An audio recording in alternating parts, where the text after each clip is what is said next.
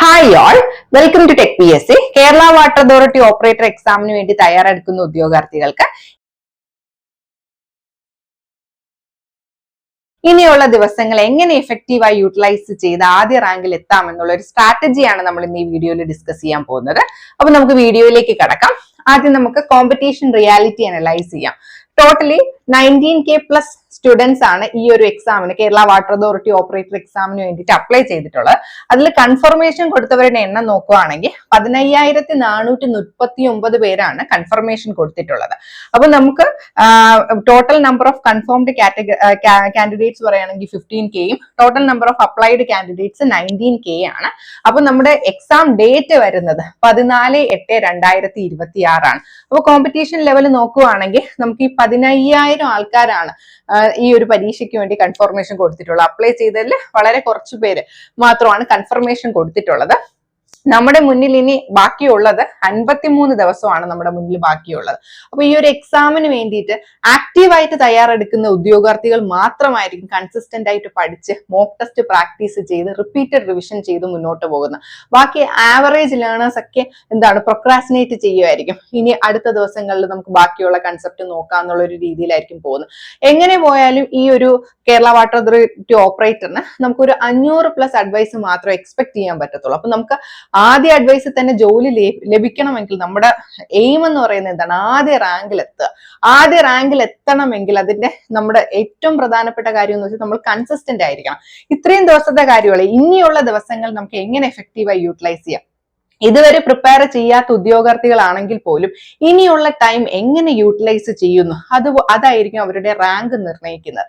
ഇനിയുള്ള ദിവസങ്ങൾ ഇഫക്റ്റീവായിട്ട് പഠിച്ചു കൺസിസ്റ്റന്റ് ആയിട്ട് ടോപ്പിക് കവർ ചെയ്ത് മോഡൽ എക്സാമുകൾ പ്രാക്ടീസ് ചെയ്ത് ടോപ്പിക് ടെസ്റ്റ് ചെയ്ത് അവരുടെ മിസ്റ്റേക്ക് അനലൈസ് ചെയ്താൽ തീർച്ചയായിട്ടും അവർക്ക് ആദ്യ റാങ്കിൽ എത്താൻ പറ്റും. ഞാൻ ഇതുവരെ പഠിച്ചു തുടങ്ങിയില്ല എന്ന് പറഞ്ഞ് ബാക്ക് ഔട്ട് ചെയ്ത് കഴിഞ്ഞാൽ അത് വലിയൊരു മണ്ടത്തരമായിരിക്കും. ഇതൊരു ITA ലെവലിലുള്ള എക്സാം ആണ്. സിലബസ് അനലൈസ് ചെയ്താൽ വളരെ സിമ്പിൾ ആയിട്ടുള്ള നമുക്ക് ഇനി ഈ ഒരു 50 ദിവസം കൊണ്ട് തന്നെ വളരെ നല്ല രീതിയിൽ നമുക്ക് പോർഷൻസ് കംപ്ലീറ്റ് ചെയ്ത് റിവിഷനും മോക്ക് ടെസ്റ്റും ഒക്കെ ചെയ്ത് എടുക്കാൻ പറ്റുന്ന രീതിയിലുള്ള വളരെ സിമ്പിൾ ആയിട്ടുള്ള ഒരു സിലബസ് ആണ്. അപ്പൊ നമ്മൾ പ്രതീക്ഷ കൈവിടാതെ ഈ അപ്ലൈ ചെയ്തിട്ടുള്ള കൺഫർമേഷൻ കൊടുത്തിട്ടുള്ള കുട്ടികളാണെങ്കിൽ ഇനിയും വൈകിട്ടില്ല, നമുക്ക് ഇനിയും സിസ്റ്റമാറ്റിക് ആയിട്ട് പഠിച്ചാൽ മുന്നേറാൻ സാധിക്കും. അപ്പൊ നമുക്ക് ഇതിന്റെ മൊത്തത്തിലുള്ള സിലബസിന്റെ ഓവർവ്യൂ നോക്കാം. 100 മാർക്കാണ് സിലബസ്. അതിൽ നമുക്ക് മൊഡ്യൂൾ 1 മാത്രം 15 മാർക്കിന്റെ മൊഡ്യൂളാണ്. മൊഡ്യൂൾ 1 വരുന്നത് ഫണ്ടമെന്റൽസ് ഓഫ് ഇലക്ട്രിസിറ്റി ആണ്. ഇനി മൊഡ്യൂൾ 2 to 10 എന്ന് പറയുമ്പോൾ അതിൽ ഇൻക്ലൂഡഡ് ആയിട്ടുള്ള ടോപ്പിക്സ് മെഷീൻസ് വരുന്നുണ്ട്, AC/DC സിസ്റ്റം, ഇലക്ട്രോണിക്സ് കൺസെപ്റ്റ് ഒക്കെയാണ് വരുന്നത്. മൊഡ്യൂൾ 2 to 10 എന്ന് പറയുന്നത് 45 മാർക്കാണ് വരുന്നത്. മൊഡ്യൂൾ 11 to 14 വരുന്ന concepts pump, engines, transmission, valves ഒക്കെ വരുന്നുണ്ട്. 40 മാർക്കാണ് വരുന്നത്.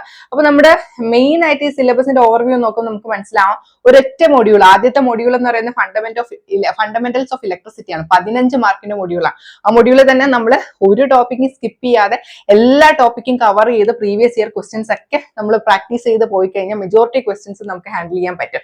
15 മാർക്കിന്റെ മൊഡ്യൂളാണ്. ആ ഒരു ഒറ്റ മൊഡ്യൂൾ തന്നെ നല്ല വൃത്തിയായിട്ട് പഠിച്ചു കഴിഞ്ഞാൽ നമുക്ക് 15 മാർക്ക് സ്കോർ ചെയ്യാൻ സാധ്യതയുള്ള ഒരു മൊഡ്യൂളാണ്. പിന്നെ വരുന്ന മൊഡ്യൂൾ എന്ന് പറയുന്നത് AC/DC സിസ്റ്റം, ഇലക്ട്രോണിക്സ് കൺസെപ്റ്റുകളൊക്കെയാണ്. പിന്നെ pump, engines, transmission and valve ആണ്. അപ്പൊ മൊത്തത്തിൽ 100 മാർക്കാണ് വരുന്നത്. ഇനി നമ്മുടെ മെയിൻ ആയിട്ട് നമ്മൾ ഫോക്കസ് ചെയ്യേണ്ട റെഫറൻസ് മെറ്റീരിയൽസ് എന്ന് പറയുന്ന ITA ബുക്സ് ആണ്.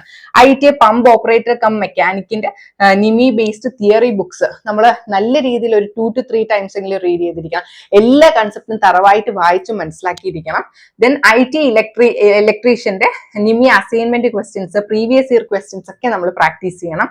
ദെൻ നമ്മൾ സെലക്ടഡ് ആയിട്ടുള്ള കേരള PSC ഓപ്പറേറ്റർ എക്സാമിന്റെ electrician, ISRO or VSSC electrician സീരീസിന്റെ ഒക്കെ എക്സാം നമ്മൾ ക്വസ്റ്റ്യൻസ് പ്രാക്ടീസ് ചെയ്യുക. കേരള വാട്ടർ അതോറിറ്റി ഓപ്പറേറ്ററിന്റെ തന്നെ 2 ക്വസ്റ്റ്യൻ പേപ്പർ അവൈലബിൾ ആണ്. ഇതിന് മുൻ വർഷത്ത് നടന്ന പരീക്ഷയുടെ ക്വസ്റ്റ്യൻ പേപ്പർ നമുക്ക് സോൾവ് ചെയ്യാൻ പറ്റും. പിന്നെ ഡിപ്പാർട്ട്മെന്റൽ ടെസ്റ്റ് നടന്നിട്ടുണ്ട്. അങ്ങനെ 2 ക്വസ്റ്റ്യൻ പേപ്പർ നമുക്ക് അവൈലബിൾ ആണ്. ആ 2 ക്വസ്റ്റ്യൻ പേപ്പർ നമ്മൾ സോൾവ് ചെയ്യണം.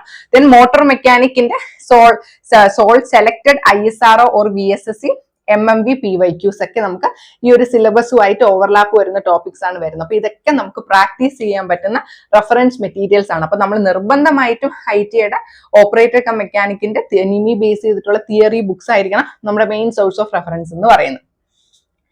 ഇനി നമ്മുടെ മെയിൻ ആയിട്ട് നമ്മൾ ഇപ്പൊ നോക്കുവാണെങ്കിൽ നമ്മൾ വിചാരിക്കും 15,000 ആൾക്കാർ കൺഫർമേഷൻ കൊടുത്തിട്ടുണ്ട്, അപ്പൊ എനിക്ക് 15,000 പേരാണ് എന്റെ കോമ്പറ്റീറ്റേഴ്സ് എന്ന് വിചാരിച്ച് നമ്മൾ പേടിച്ചിരിക്കേണ്ട, ഇതുവരെ പ്രിപ്പയർ ചെയ്തിട്ടില്ലാത്ത കുട്ടികൾ പേടിച്ചിരിക്കേണ്ട കാര്യമില്ല. ഞാൻ ഇതുവരെ പ്രിപ്പയർ ചെയ്തിട്ടില്ല, 15,000-ഓളം ആൾക്കാർ കൺഫർമേഷൻ കൊടുത്തൊരു പരീക്ഷയാണ്, എന്നെ കൊണ്ട് ഇനി സാധിക്കില്ല എന്ന് പറഞ്ഞ് നമ്മൾ ഇരിക്കേണ്ട കാര്യമില്ല. ഈ ഒരു കൗണ്ട് കണ്ടിട്ട് നമ്മൾ ഒരിക്കലും ഭയപ്പെടേണ്ട കാര്യമില്ല. നമ്മുടെ ഏറ്റവും വലിയ ഒപ്പോണന്റ് എന്ന് വെച്ചാൽ നമ്മുടെ ഇന്നർ വോയിസ് ആണ്. ഞാൻ ഇനി കുറച്ച് 50+ ദിവസമുണ്ട്, ഇന്ന് ഞാൻ പഠിക്കുന്നില്ല, നാളെ പഠിക്കാം, അല്ലെങ്കിൽ നാളെ ഞാൻ മൊത്തം ടോപ്പിക്ക് കവർ ചെയ്യാം, അല്ലെങ്കിൽ നാളെ ഞാൻ കൂടുതൽ നേരെ ഇരുന്ന് പഠിക്കാം. അങ്ങനെ പ്രൊക്രാസ്റ്റിനേറ്റ് ചെയ്യുന്നതാണ് നമ്മുടെ ഏറ്റവും വലിയ ഒപ്പോണന്റ് എന്ന് പറയുന്നത്. ആ ഒരു ശബ്ദത്തെ നമുക്ക് കീഴടക്കാൻ സാധിച്ചു കഴിഞ്ഞാൽ 95% ആൾക്കാർ കീഴടക്കിയ പോലെയാണ്. അപ്പൊ നമ്മൾ എന്ത് ചെയ്യാം? മെയിൻ കീ ടു സക്സസ് എന്ന് പറയുന്നത് നമ്മൾ കൺസിസ്റ്റന്റ് ആയിരിക്കണം, സിസ്റ്റമാറ്റിക് ആയിരിക്കണം. നമ്മൾ ഒരു ദിവസം 5 മണിക്കൂറോ 6 മണിക്കൂറോ പഠിച്ചിട്ട് അടുത്ത 2-3 ദിവസം പഠിക്കാതിരുന്നിട്ട് കാര്യമില്ല. ഇനിയുള്ള 53 ദിവസം ഇഫക്റ്റീവായിട്ട് നിങ്ങൾക്ക് എങ്ങനെ യൂട്ടിലൈസ് ചെയ്യാൻ സാധിക്കും, അതാണ് നിങ്ങളുടെ റാങ്ക് ലിസ്റ്റ് നിർണ്ണയിക്കുന്നത്. നിങ്ങൾക്ക് ഇനിയുള്ള ദിവസം ഇഫക്റ്റീവായിട്ട് സിസ്റ്റമാറ്റിക് ആയിട്ട് ഒരു സ്റ്റഡി പ്ലാൻ വെച്ച് മുന്നോട്ട് പോയി, ആ സ്റ്റഡി പ്ലാൻ, ചുമ്മാ ഒരു പ്ലാൻ ഉണ്ടാക്കാൻ ആർക്കും സാധിക്കും? ആ ഒരു പ്ലാൻ ഉണ്ടാക്കിയിട്ട് നമ്മൾ അത് ഫോളോ ചെയ്യാതെ ചുമ്മാ കിടന്നുറങ്ങി കഴിഞ്ഞാൽ നമുക്ക് റാങ്ക് ലിസ്റ്റിൽ എത്താൻ പറ്റുമോ? ഇല്ല. നമുക്ക് ഫോളോ ചെയ്യാൻ പറ്റുന്ന പല ഉദ്യോഗാർത്ഥികളുടെയും ജീവിത സാഹചര്യത്തിൽ വ്യത്യാസം ഉണ്ടായിരിക്കും. ചിലർ ജോലിക്ക് പോകുന്നവരായിരിക്കാം, ചിലർ പഠിച്ചുകൊണ്ടിരിക്കുന്നവരായിരിക്കാം.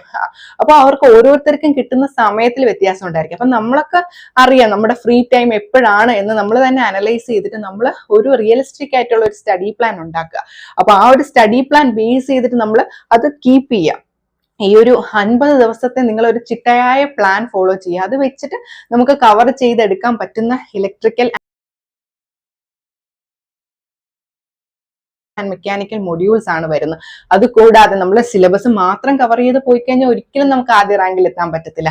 മാക്സിമം കളക്ട് ചെയ്ത് ക്വസ്റ്റ്യൻസ് കളക്ട് ചെയ്യുക. ITA ലെവലിലുള്ള നിമി ബേസ്ഡ് ബുക്സ്, നിമി ബേസ്ഡ് ക്വസ്റ്റ്യൻസ്, അവരുടെ അസൈൻമെന്റ് ക്വസ്റ്റ്യൻസും പ്രീവിയസ് ഇയർ ക്വസ്റ്റ്യൻസും ഒക്കെ മാക്സിമം കളക്ട് ചെയ്ത് സോൾവ് ചെയ്യുക. ഇതുമായിട്ട് ബന്ധപ്പെട്ട ക്വസ്റ്റ്യൻ പേപ്പേഴ്സ് ഒക്കെ കളക്ട് ചെയ്ത് നമ്മൾ സോൾവ് ചെയ്താൽ മാത്രമേ നമുക്ക് ആദ്യ റാങ്കിൽ എത്താൻ പറ്റത്തുള്ളൂ. അപ്പൊ നമുക്ക് ഈ ഒരു എക്സാമിന് ഒരു 500+ അഡ്വൈസ് ആണ് നമ്മൾ പ്രതീക്ഷിക്കുന്നത്. അപ്പൊ അതിൽ നമുക്ക് ജോലി കിട്ടണം, ആ ഒരു പ്രോബബിലിറ്റിയിൽ എത്തണം. ജോലി കിട്ടാനുള്ള ഒരു ചാൻസ് ഉണ്ടാവണമെങ്കിൽ നമുക്ക് ഹൈ റാങ്ക് നമ്മൾ സെക്യൂർ ചെയ്യണം. ആദ്യ റാങ്കിൽ തന്നെ എത്തിക്കഴിഞ്ഞാലേ നമുക്ക് ജോലിയിലേക്ക് എത്താൻ സാധിക്കത്തുള്ളൂ. അപ്പൊ നമ്മൾ കൺസെപ്റ്റുകളെല്ലാം വളരെ വൃത്തിയായിട്ട് പഠിക്കുക. മോഡൽ എക്സാംസും ടോപ്പിക് വൈസ് എക്സാംസും ഒക്കെ പ്രാക്ടീസ് ചെയ്യുക. നമ്മൾ പരീക്ഷകൾ നമ്മൾ എത്ര ടോപ്പിക് ഡെപ്തിൽ പഠിച്ചെന്ന് പറഞ്ഞാലും പരീക്ഷ അറ്റൻഡ് ചെയ്ത് തുടങ്ങുമ്പോഴാണ് നമ്മുടെ വീക്ക് പോയിന്റ്സ് മനസ്സിലാക്കുക. അപ്പൊ നമ്മൾ ടോപ്പിക്ക് പഠിച്ചു തുടങ്ങുമ്പോൾ തന്നെ നമ്മൾ സ്മാർട്ട് നോട്ട് പ്രിപ്പയർ ചെയ്യുക. നമുക്ക് വേണ്ട കാര്യങ്ങൾ, പ്രധാനപ്പെട്ട കാര്യങ്ങൾ, അല്ലാതെ നമ്മളിപ്പോൾ ഒരു കോച്ചിങ് ഇൻസ്റ്റിറ്റ്യൂഷന്റെ ക്ലാസ് എടുത്തെന്ന് വെച്ചിട്ട് അവരുടെ നോട്ട്സ് മൊത്തം നമ്മളിങ്ങനെ കഥ എഴുതുന്ന പോലെ എഴുതി പൊക്കോണ്ടിരുന്നു കഴിഞ്ഞാൽ നമുക്ക് ആദ്യ റാങ്കിൽ എത്താൻ സാധിക്കും? ഒന്നുമില്ല, നമ്മുടെ വേസ്റ്റ് ഓഫ് ടൈം മാത്രമാണ്. നമ്മൾ ചുമ്മാ കുറെ ലെക്ചർ നോട്ട് എഴുതി വെച്ച് നമ്മൾ യൂണിവേഴ്സിറ്റി എക്സാമിനൊന്നും അല്ല പ്രിപ്പയർ ചെയ്യുന്നത്, കേരള PSC എക്സാമിന് വേണ്ടിയിട്ടാണ് പ്രിപ്പയർ ചെയ്യുന്നത്. അപ്പോൾ സ്ട്രാറ്റജിക്കലി നമ്മൾ മൂവ് ചെയ്താൽ മാത്രമേ നമുക്ക് ആദ്യ റാങ്കിൽ എത്താൻ സാധിക്കത്തുള്ളൂ. അപ്പൊ നമ്മൾ എന്താ ചെയ്യേണ്ടതെന്ന് വെച്ചാൽ ആദ്യം നമ്മൾ ആ കൺസെപ്റ്റ് മനസ്സിലാക്കുക. ഏതൊരു text book, NIMI based text book വായിച്ച് നമ്മൾ കൺസെപ്റ്റ് മനസ്സിലാക്കുക. അതല്ല, നമുക്ക് കുറച്ചും കൂടി ഒരാളുടെ സപ്പോർട്ട് വേണം, എനിക്ക് തനിയെ വായിച്ചാൽ മനസ്സിലാകുന്നില്ല എങ്കിൽ നമ്മളൊരു നല്ലൊരു ബെറ്റർ കോച്ചിങ് ഇൻസ്റ്റിറ്റ്യൂട്ട് സെലക്ട് ചെയ്യുക. അവരുടെ ക്ലാസ്സസ് ഒക്കെ കണ്ട് മനസ്സിലാക്കുക. നോട്ട്സ് എല്ലാം ചുമ്മാ ഇരുന്ന് നമ്മൾ എഴുതുകയല്ല, നമ്മൾ ആക്റ്റീവായിട്ട് ഒരു സ്മാർട്ട് നോട്ട്, ആദ്യം നമ്മൾ കൺസെപ്റ്റുകളൊക്കെ വളരെ നല്ല രീതിയിൽ മനസ്സിലാക്കിയതിന് ശേഷം സ്മാർട്ട് നോട്ട് പ്രിപ്പയർ ചെയ്യുക. എക്സാം പോയിന്റ് ഓഫ് വ്യൂവിൽ നമുക്ക് ഇമ്പോർട്ടൻ്റ് എന്ന് തോന്നുന്ന വളരെ പ്രധാനപ്പെട്ട കാര്യങ്ങൾ നമുക്ക് മനസ്സിലാകുന്ന രീതിയിൽ നോട്ട് ചെയ്ത് പോവുക. നമുക്ക് അത് നമ്മൾ സിസ്റ്റമാറ്റിക് ആയിട്ട് നമ്മൾ പഠിച്ചു പോകുന്ന കൺസെപ്റ്റുകളൊക്കെ നമുക്ക് വേണ്ട പ്രധാനപ്പെട്ട കാര്യങ്ങൾ മാത്രം ജസ്റ്റ് നോട്ട് ചെയ്ത് പോവാം. അതിനുശേഷം നമ്മൾ അതിന്റെ ടോപ്പിക് വൈസ് ടെസ്റ്റ് പ്രാക്ടീസ് ചെയ്യുമല്ലോ. ടെസ്റ്റ് പ്രാക്ടീസ് ചെയ്യുമ്പോൾ നമ്മൾ പഠിച്ച ഏരിയ ആയിരിക്കും ചിലപ്പോൾ നമുക്ക് ആ ക്വസ്റ്റ്യൻ സോൾവ് ചെയ്യാൻ പറ്റിയെന്ന് വരത്തില്ല. നമ്മൾ പഠിച്ച ഏരിയയിലും നമ്മൾ നല്ല വൃത്തിയായിട്ട് നമുക്ക് കൺസെപ്റ്റ് മനസ്സിലായില്ലെങ്കിൽ ഒരിക്കലും നമുക്ക് ക്വസ്റ്റ്യൻസ് സോൾവ് ചെയ്തെടുക്കാൻ പറ്റില്ല. അപ്പൊ നമുക്ക് ക്വസ്റ്റ്യൻസ് സോൾവ് ചെയ്യുന്ന സമയത്തും പിന്നെയും അഡീഷണൽ ഇൻഫർമേഷൻസ് കിട്ടുകയാണ്. അപ്പൊ അവിടെ നമുക്ക് ലാഗ് ചെയ്ത പോയിന്റ്സ് ഒക്കെ നമ്മൾ നോട്ട് ചെയ്ത് പോവാം. നമ്മൾ എവിടെയാണ്, ഏത് ഏരിയയിലാണ് കൂടുതൽ വീക്ക് എന്ന് നമ്മൾ ടോപ്പിക് വൈസ് ടെസ്റ്റുകൾ അറ്റൻഡ് ചെയ്യുന്ന സമയത്ത് നമുക്ക് മനസ്സിലാവും. അപ്പൊ അതെല്ലാം നമ്മൾ കറക്റ്റ് ചെയ്ത് പോവുക. പരീക്ഷകൾ എഴുതുന്ന സമയത്ത് അങ്ങനെ കറക്റ്റ് ചെയ്ത് മുന്നോട്ട് പോവുക. അപ്പൊ നമ്മൾ ആക്റ്റീവ് ആയിട്ടുള്ള സ്റ്റുഡൻസ്, ഈ ഒരു എക്സാമിന് വേണ്ടിയിട്ട് വളരെ ആക്റ്റീവായിട്ട് പ്രിപ്പയർ ചെയ്യുന്ന 5% ആൾക്കാർ ആയിരിക്കും. ഈ എക്സാമിന് വേണ്ടി പ്രിപ്പയർ ചെയ്യുന്ന ഒരുപാട് ആൾക്കാർ കാണും, ടോപ്പിക്കുകളൊക്കെ ഇന്ന് പഠിക്കുന്നത്. പക്ഷെ ചിട്ടയായിട്ടുള്ള രീതിയിൽ ടോപ്പിക്കുകൾ കവർ ചെയ്ത് പരീക്ഷകൾ അറ്റൻഡ് ചെയ്ത് ടോപ്പിക് ടെസ്റ്റും ക്ലിയർ ചെയ്ത് മോക്ക് ടെസ്റ്റുകളും പ്രാക്ടീസ് ചെയ്ത് കംപ്ലീറ്റ് റിവിഷൻ ചെയ്യുന്ന ആൾക്കാർ വളരെ ചുരുങ്ങിയ ആൾക്കാർ മാത്രമേ ഉണ്ടാകത്തുള്ളൂ. അതാണ് നമ്മുടെ റിയൽ ഒപ്പോണന്റ് എന്ന് പറയുന്നത്. അവരോടെയാണ് നമ്മൾ മത്സരിക്കുന്നത്. അപ്പൊ നമ്മൾ എന്ത് ചെയ്യുക, ഈ ഒരു ട്രാക്കിലോട്ട് വരിക, നമ്മൾ സിസ്റ്റമാറ്റിക് ആയിരിക്കുക, കൺസിസ്റ്റന്റ് ആയിരിക്കുക. ഇനിയുള്ള ദിവസങ്ങളിൽ നമ്മൾ കള്ളം കാണിക്കരുത്. നമ്മൾ കള്ളം കാണിച്ച ആരാണ്? നമ്മൾ നമ്മളെ തന്നെയാണ് ചതിക്കുന്നത്. നമ്മൾക്ക് നല്ലൊരു ഓപ്പർച്യൂണിറ്റിയാണ്, ഒരു ഗവൺമെന്റ് സർവീസിലേക്ക് കയറാൻ പറ്റുന്ന ഒരു ഗുഡ് ഓപ്പർച്യൂണിറ്റി തന്നെയാണ്. അപ്പൊ നമ്മളത് എഫക്റ്റീവായിട്ട് നമ്മളെ പറ്റുന്ന 100% എഫേർട്ട് ഇടുക. ഇനിയുള്ള ദിവസങ്ങളിൽ നമ്മൾ മാക്സിമം എഫേർട്ട് ഇട്ട് പഠിക്കുക, ടോപ്പിക് ടെസ്റ്റുകൾ പ്രാക്ടീസ് ചെയ്യുക, മോഡൽ എക്സാമുകൾ പ്രാക്ടീസ് ചെയ്ത് മുന്നോട്ട് പോവുക. ഇനി നമുക്ക് ഡീറ്റെയിൽഡ് ആയിട്ടുള്ള നമ്മളൊരു സ്ട്രക്ചേർഡ് ആയിട്ടുള്ള സ്റ്റഡി പ്ലാൻ. അപ്പൊ നമ്മുടേതായ സമയത്തിനനുസരിച്ച് നമ്മൾ ക്രമീകരിക്കണം നമ്മുടെ സ്റ്റഡി പ്ലാൻ. അപ്പൊ നമുക്കിപ്പോൾ വർക്ക് ചെയ്യുന്ന ഒരു ആൾക്കാർക്കായാലും ഇതുവരെ പ്രിപ്പയർ ചെയ്തിട്ടില്ലാത്ത ഒരു സ്റ്റുഡൻസിനൊക്കെ യൂസ്ഫുൾ ആയിട്ടുള്ള രീതിയിലാണ് നമ്മുടെ ഫാക്കൽറ്റി എക്സ്പെർട്ട് ടീം ഈ ഒരു സ്റ്റഡി പ്ലാൻ ഡിസൈൻ ചെയ്തിട്ടുള്ളത്. അപ്പൊ നമുക്ക് ആ സ്റ്റഡി പ്ലാൻ നോക്കാം. ആദ്യത്തെ ഫേസ് എന്ന് പറയുന്ന കോർ ഇലക്ട്രിസിറ്റി കൺസെപ്റ്റുകൾ നമ്മൾ പഠിക്കുക. ആദ്യത്തെ നമുക്ക് 1 മുതൽ 15 ദിവസം വരെ പഠിക്കേണ്ട കൺസെപ്റ്റ് ആണ് ആദ്യത്തെ ഫേസ് 1 ലിസ്റ്റ് ചെയ്തിട്ടുള്ളത്. അപ്പൊ ആദ്യം നമ്മൾ ടാർഗറ്റ് ചെയ്യേണ്ട മൊഡ്യൂൾ 1 to 6 ആണ്. അപ്പൊ ആദ്യത്തെ 5 ദിവസം നമ്മൾ ബേസിക് ഇലക്ട്രിസിറ്റി ആദ്യത്തെ മൊഡ്യൂൾ 15 മാർക്കിന്റെ മൊഡ്യൂളാണ്. വളരെ ഇമ്പോർട്ടന്റ് ആയിട്ടുള്ള മൊഡ്യൂളാണ്. ഒറ്റ മൊഡ്യൂളിൽ നിന്ന് നമുക്ക് 15 ചോദ്യങ്ങളാണ് കിട്ടുന്നത്. അപ്പൊ ആ ഒരു മൊഡ്യൂൾ നമ്മൾ വളരെ വൃത്തിയായിട്ട് തന്നെ പഠിക്കുക. അതിനുശേഷം ഡേ 6 to 10 നമ്മൾ ഫോക്കസ് ചെയ്യേണ്ട concept magnetism, fundamentals of AC system ഒക്കെയാണ്. ഡേ 11 to 15 നമ്മൾ safety, battery, solar cell, wiring concept ഒക്കെ ക്ലിയർ ചെയ്ത് പോവുക. പിന്നെ നമ്മൾ സൺഡേസിൽ നമ്മൾ കൂടുതൽ എന്താ പ്രാക്ടീസ് ചെയ്യേണ്ടതെന്ന് വെച്ചാൽ നിമി ബേസ്ഡ് ക്വസ്റ്റ്യൻ സോഴ്സസ്, അവരുടെ assignment questions, previous year questions ഒക്കെ കളക്ട് ചെയ്ത് നമുക്ക് എല്ലാം ഡൗൺലോഡബിൾ ആണ്. നമുക്ക് അവൈലബിൾ ആയിട്ട് ഉള്ള മെറ്റീരിയൽസ് എല്ലാം കളക്ട് ചെയ്ത് അവരുടെ ക്വസ്റ്റ്യൻസ് ഒക്കെ നമ്മൾ കറക്റ്റ് ഒരു ടൈം ലിമിറ്റ് വെച്ചിട്ട് സോൾവ് ചെയ്ത് പ്രാക്ടീസ് ചെയ്യുക. ഇനി അടുത്തത് ഫേസ് 2 ആണ്. 16 മുതൽ 30 ദിവസം വരെ നമുക്ക് എങ്ങനെ യൂട്ടിലൈസ് ചെയ്യാം എന്നുള്ളതാണ്. അപ്പൊ 16 to 22 നമ്മൾ മെഷീൻ ബേസ്ഡ് കൺസെപ്റ്റ് ആണ്. DC and AC machines cover ചെയ്യുക. DC and AC machines module 7 module 8 ആണ് വരുന്നത്. അത് നമ്മൾ ഡീറ്റെയിൽ ആയിട്ടുണ്ട്. അതിന്റെ വർക്കിംഗ് പ്രിൻസിപ്പിൾസ്, അതിന്റെ മെത്തേഡ്സ്, അതിന്റെ ട്രബിൾ ഷൂട്ടിങ്, അതിന്റെ എല്ലാം ഡീറ്റെയിൽ ആയിട്ട് തന്നെ തിയറി നമ്മൾ മനസ്സിലാക്കി വെക്കുക. ഡേ 23 to 27 എന്ന് പറയുന്ന ഇലക്ട്രോണിക്സിന്റെ മൊഡ്യൂൾസ് ആണ്. പവർ ഇലക്ട്രോണിക്സും ഡിജിറ്റൽ ഇലക്ട്രോണിക്സും വരുന്നുണ്ടല്ലോ. മൊഡ്യൂൾ 9 10 ആണ് power electronics and digital electronics വരുന്നത്. അപ്പം digital logic gates, boolean values, thyristors, rectifiers, power electronic controllers, അതെല്ലാം വളരെ ഡീറ്റെയിൽ ആയിട്ട് തന്നെ നോക്കാം. ഡേ 28 to 30 എന്ന് പറയുന്നത് മിഡ് വേ കൺസോളിഡേഷൻ ആണ്. നമ്മൾ പഠിച്ച 10 മൊഡ്യൂളുകൾ നമ്മൾ മൊത്തത്തിൽ ഒന്ന് റിവ്യൂ ചെയ്യുക. നമ്മൾ ചുമ്മാ പഠിച്ചങ്ങ് പോയിട്ട് കാര്യമില്ല. എപ്പോഴും എന്താ റിവിഷൻ, പ്രോപ്പർ ആയിട്ടുള്ള റിവിഷൻ ചെയ്തില്ലെങ്കിൽ നമ്മൾ ഇത്രയും ഒരുപാട് കാര്യങ്ങൾ നമ്മൾ പഠിച്ചു പോകുന്നുണ്ട്. ഇതൊക്കെ നമ്മൾ മെമ്മറൈസ് ചെയ്ത് റിവൈസ് ചെയ്തെങ്കിൽ മാത്രമേ അതെല്ലാം പിന്നെ നമുക്ക് ഓർത്തെടുക്കാൻ സാധിക്കത്തുള്ളൂ. അപ്പൊ നമ്മൾ പ്രോപ്പർ ആയിട്ട് പഠിച്ച 10 മൊഡ്യൂളുകളും റിവൈസ് ചെയ്യുക. അതിനോടൊപ്പം നമ്മൾ ISROയുടെ ഇലക്ട്രീഷ്യന്റെ മോക്ക് പേപ്പേഴ്സ് ഒക്കെ നമ്മൾ എന്ത് ചെയ്യുക, സോൾവ് ചെയ്യാൻ ശ്രമിക്കുക. ഇനി വരുന്നത് മൂന്നാമത്തെ ഫേസ് ആണ്. 31 മുതൽ 40 ദിവസമാണ്. അപ്പൊ ആ 31 മുതൽ 40 ദിവസം നമ്മൾ ഫോക്കസ് ചെയ്യുന്ന മൊഡ്യൂൾസ് എന്ന് പറയുന്ന മൊഡ്യൂൾ 11 to 14 ആണ്. ഡേ 31 to 33 നമ്മൾ നോക്കേണ്ട പമ്പ്സ് ആൻഡ് ഫാസ്റ്റനിങ്, അതിൽ സെൻട്രിഫ്യൂഗൽ ആൻഡ് റെസിപ്രോക്കേറ്റിംഗ് ടൈപ്സ് ഒക്കെ നോക്കുക. Day 34 to 36 internal combustion engines and power transmission ആണ്. ഡേ 37 to 40 ഫ്ലൂയിഡ് വാൽവ്സ് വരുന്നുണ്ട്. അതിന്റെ വർക്കിംഗ് മെക്കാനിസം, ക്ലാസിഫിക്കേഷൻ. ദെൻ നമ്മൾ എന്താണ് അതിനുശേഷം നമ്മൾ ചെയ്യേണ്ടത്, നമ്മൾ നിമി ബേസ് ചെയ്തിട്ടുള്ള ഓപ്പറേറ്റർ കം മെക്കാനിക്കലിന്റെ text book multiple times read ചെയ്തിരിക്കാം. ഈ കൺസെപ്റ്റ് ഒക്കെ ആ ബുക്കിൽ ഇൻക്ലൂഡഡ് ആണ്. അപ്പം ആ ബുക്ക് ആയിരിക്കണം നമ്മുടെ മെയിൻ സോഴ്സ് ഓഫ് റെഫറൻസ്. നമ്മൾ ഒരു IT ലെവലിൽ എക്സാമിന് വേണ്ടിയിട്ട് BTech ലെവലിന്റെയോ ഗേറ്റ് ലെവലിന്റെയോ ഒക്കെ ഒരുപാട് പുസ്തകങ്ങൾ വാങ്ങിച്ചു വെച്ച് പഠിച്ചെന്ന് പറഞ്ഞാൽ നമുക്ക് ഒരിക്കലും ഓപ്പറേറ്ററിന്റെ Kerala PSC operator exam clear ചെയ്യാൻ പറ്റത്തില്ല.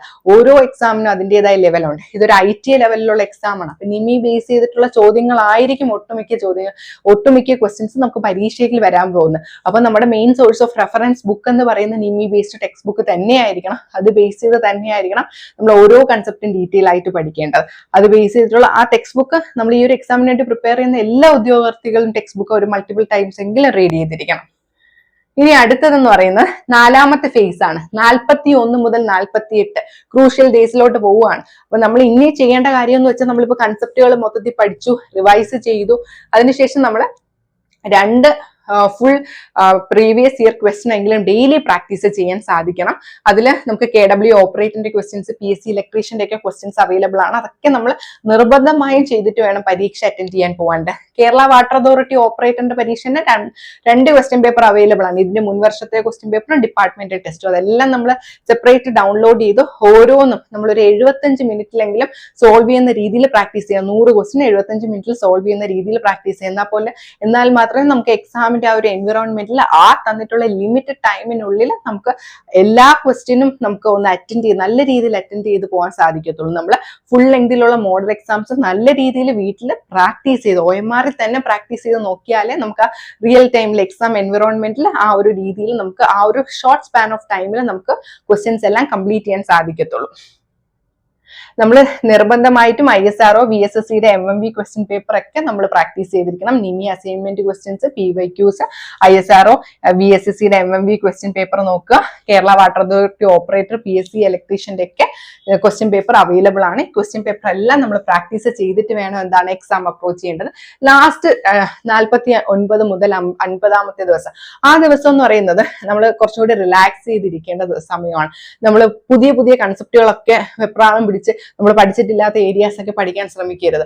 ആ ദിവസങ്ങളിൽ നമ്മൾ ഒരു പുതിയ കൺസെപ്റ്റിലോട്ടും പോകരുത്. നമ്മൾ അതുവരെ എന്താണോ പഠിച്ചു വെച്ചിട്ടുള്ളത് ആ കാര്യങ്ങൾ നമ്മൾ പഠിക്കുന്ന സമയത്ത് തന്നെ സ്മാർട്ട് നോട്ട് പ്രിപ്പയർ ചെയ്യുന്ന കാര്യം ഞാൻ പറഞ്ഞിട്ടുണ്ടായിരുന്നു. അപ്പൊ നമ്മൾ പ്രിപ്പയർ ചെയ്ത് സ്മാർട്ട് നോട്ടുകൾ മാത്രം വായിക്കുക. അതിൽ നമ്മൾ ഇമ്പോർട്ടന്റ് ആയിട്ടുള്ള കീ പോയിന്റ്സ്, ഫോർമുലാസ് ഒക്കെ നമ്മൾ ട്രിക്സ് പഠിക്കാൻ നേരത്ത് നമുക്ക് തോന്നുന്ന ഷോർട്ട് കട്ട്സ് ഒക്കെ എഴുതി വെച്ചിട്ടുണ്ടാവില്ല. അതൊക്കെ മാത്രം റിവൈസ് ചെയ്യുക. പുതിയ ഒരു കൺസെപ്റ്റിലോട്ട് ആ സമയത്ത് നമ്മൾ പോകാൻ പാടില്ല. അതിനുശേഷം നമ്മൾ എക്സിക്യൂഷൻ ടൈമാണ്. നമ്മൾ എക്സാം ഹാളിൽ എത്തിക്കഴിഞ്ഞാൽ ചില ക്വസ്റ്റ്യൻസ് നമുക്ക് 100% അറിയാവുന്ന ക്വസ്റ്റ്യൻസ് ആണ്. മൊത്തത്തിൽ നോക്കുമ്പോൾ നമുക്ക് നല്ല രീതിയിൽ അറിയാവുന്ന ക്വസ്റ്റ്യൻസ് ഡയറക്റ്റ് ആയിട്ട് അറ്റൻഡ് ചെയ്ത് പോവാം. ചില ക്വസ്റ്റ്യൻസ് നമ്മൾ പഠിച്ചു മറന്ന പോലെ നമുക്ക് കുറച്ച് ഡൗട്ട് വരും. ഒരു 80% ഒക്കെ ഉറപ്പ് കാണത്തുള്ളൂ. അത്തരത്തിലുള്ള ക്വസ്റ്റ്യൻസ് നമ്മൾ ഓപ്ഷൻസ് നല്ല രീതിയിൽ മനസ്സിലാക്കുക. ഓരോ ഓപ്ഷൻസ് ഏത് കൺസെപ്റ്റുമായിട്ട് ബന്ധപ്പെട്ടാണെന്ന് നമ്മൾ പഠിച്ച സമയത്തുള്ള കാര്യങ്ങളൊന്ന് റിവൈസ് ചെയ്ത് റീകോൾ ചെയ്ത് നോക്കുക. എന്നിട്ട് എലിമിനേഷൻ ടെക്നിക് യൂസ് ചെയ്ത് റോങ് ആയിട്ടുള്ള ഓപ്ഷൻസ് എലിമിനേറ്റ് ചെയ്ത് നമ്മൾ ഫൈനൽ കറക്റ്റ് ആൻസറിലോട്ട് എത്തുക. അപ്പം നമ്മൾ എക്സാം ഹാളിൽ ഏറ്റവും നമ്മൾ വെപ്രാളം പിടിച്ച് നമുക്ക് അറിയാവുന്ന ക്വസ്റ്റ്യൻസ് കൊണ്ട് കുട്ടികൾ തെറ്റിക്കാറുണ്ട്. അപ്പൊ നമ്മൾ റാങ്ക് ലിസ്റ്റിൽ നമ്മൾ ഒരുപാട് പിന്തള്ളപ്പെടും. നമ്മൾ വളരെ ക്രൂഷ്യലായിട്ട് നമുക്ക് വളരെ സമാധാനത്തോടു കൂടി നല്ല രീതിയിൽ അറിയാവുന്ന ക്വസ്റ്റ്യൻസ് ആദ്യം മാർക്ക് ചെയ്യുക. കുറച്ച് ഡൗട്ടുള്ള ക്വസ്റ്റ്യൻസ് നമ്മൾ എലിമിനേഷൻ മെത്തേഡ് യൂസ് ചെയ്ത് റോങ് ഓപ്ഷൻസ് ഒക്കെ എലിമിനേറ്റ് ചെയ്ത് കറക്റ്റ് ആൻസറിലോട്ട് എത്തിപ്പെടുക. അപ്പം പിന്നെ നമ്മൾ ഏറ്റവും ആദ്യ റാങ്കിൽ, ഈ ഒരു എക്സാമിന് വേണ്ടിയിട്ട് ആദ്യ റാങ്കിൽ മെയിൻ ആയിട്ട് എത്തേണ്ട നമ്മുടെ മനസ്സിൽ ഉണ്ടാവേണ്ട കീ പോയിന്റ്സ് എന്ന് പറയുന്നത് 85% സ്റ്റാൻഡേർഡ് ക്വസ്റ്റ്യൻസ് നിമി ബേസ്ഡ് ആയിരിക്കും. അപ്പൊ നിമി ബേസ് ചെയ്തിട്ടുള്ള കിട്ടാവുന്ന എല്ലാ അസൈൻമെന്റ് ക്വസ്റ്റ്യൻസും, previous year questions, NIMI based pump ഓപ്പറേറ്ററിലേക്ക് ടെക്സ്റ്റ് ബുക്സ് ഒക്കെ മൾട്ടിപ്പിൾ ടൈംസ് റീഡ് ചെയ്യുക. Assignment questions, previous year questions ഒക്കെ മാക്സിമം പ്രാക്ടീസ് ചെയ്യുക. പിന്നെ നമ്മൾ എന്താണ് PYQs, കേരള PSCയുടെ തന്നെ ഈ ഒരു എക്സാം, ഈ ഒരു സിലബസ് ഓവർലാപ്പ് ചെയ്യുന്ന പല ഡിഫറെന്റ് പരീക്ഷകളുണ്ടല്ലോ. ഓരോ ക്വസ്റ്റ്യൻ പേപ്പർ എടുക്കുക. അതിൽ സെലക്ടഡ് ഏരിയാസ് കാണും നമുക്ക് ഓവർലാപ്പ് വരുന്ന. ആ സെലക്ടഡ് ഏരിയാസിലെ ക്വസ്റ്റ്യൻസ് ഒക്കെ വർക്ക്ഔട്ട് ചെയ്ത് നോക്കുക. അതിനുശേഷം നമ്മൾ എന്ത് ചെയ്യുക, മൊത്തത്തിൽ നമ്മുടെ വീഡിയോ ക്ലാസ്സസ് ഒക്കെ കണ്ടുപിടിച്ച കൺസെപ്റ്റുകളൊക്കെ റീകോൾ ചെയ്തെടുക്കുക. അപ്പൊ ഈ ഒരു ഓപ്പറേറ്റർ എക്സാമിന് വേണ്ടിയിട്ട് ഇതുവരെയും തയ്യാറെടുക്കാത്ത ഉദ്യോഗാർത്ഥികൾക്ക് വേണ്ടിയിട്ട് TechPSCയുടെ ക്രാഷ് ബാച്ച് ലോഞ്ച് ചെയ്തിട്ടുണ്ട്. കംപ്ലീറ്റ് സിലബസ് ബേസ് ചെയ്തിട്ടുള്ള ക്ലാസ്സസ്, ഫുൾ സിലബസിന്റെ detailed notes, topic wise exams, model exams available ആണ്. കോഴ്സിന്റെ വാലിഡിറ്റി അപ് ടു എക്സാം വരെ കിട്ടും. നമ്മൾ ഇതിന് മുൻ വർഷങ്ങളിലും ഓപ്പറേറ്ററിന്റെ കോഴ്സ് കണ്ടക്ട് ചെയ്തതാണ്. നമുക്ക് ആദ്യ റാങ്കുകൾ ഉണ്ടായിരുന്നു. അപ്പൊ നമ്മുടെ കോഴ്സ് എൻറോൾ ചെയ്യാൻ താല്പര്യപ്പെടുന്നവർക്ക് നമ്മുടെ TechPSCയുടെ ആപ്പ് ത്രൂ കോഴ്സ് പർച്ചേസ് ചെയ്യാവുന്നതാണ്. TechPSCയുടെ ആപ്പ് പ്ലേ സ്റ്റോറിലും ആപ്പ് സ്റ്റോറിലും അവൈലബിൾ ആണ്. അപ്പം നമുക്ക് ഓപ്പറേറ്റർ റിലേറ്റഡ് ആയിട്ടുള്ള ഫർദർ വീഡിയോസ് കിട്ടുവാൻ വേണ്ടിയിട്ട് നമ്മുടെ ചാനൽ സബ്സ്ക്രൈബ് ചെയ്യുക. നമ്മുടെ ചാനലിൽ ഒരുപാട് operator related free classes, question discussion series ഒക്കെ അപ്ലോഡ് ചെയ്തിട്ടുണ്ട്. അത് നിങ്ങൾക്ക് ആക്സസ് ചെയ്യണമെങ്കിൽ TechPSCയുടെ യൂട്യൂബ് ചാനലിൽ ഓപ്പറേറ്ററിന്റെ പ്ലേലിസ്റ്റ് നോക്കിയാൽ മതി. അതുമായി ബന്ധപ്പെട്ട നോട്ട്സ് നിങ്ങൾക്ക് കിട്ടണമെങ്കിൽ TechPSCയുടെ ഓപ്പറേറ്റർ ബേസ് ചെയ്തിട്ടുള്ള ടെലിഗ്രാം ചാനൽ അംഗമാവുന്നതാണ്. അപ്പൊ ഈ ഒരു എക്സാമിന് വേണ്ടി തയ്യാറെടുക്കുന്ന എല്ലാ ഉദ്യോഗാർത്ഥികൾക്കും TechPSCയുടെ വിജയാശംസകൾ നേരുന്നു. Thank you.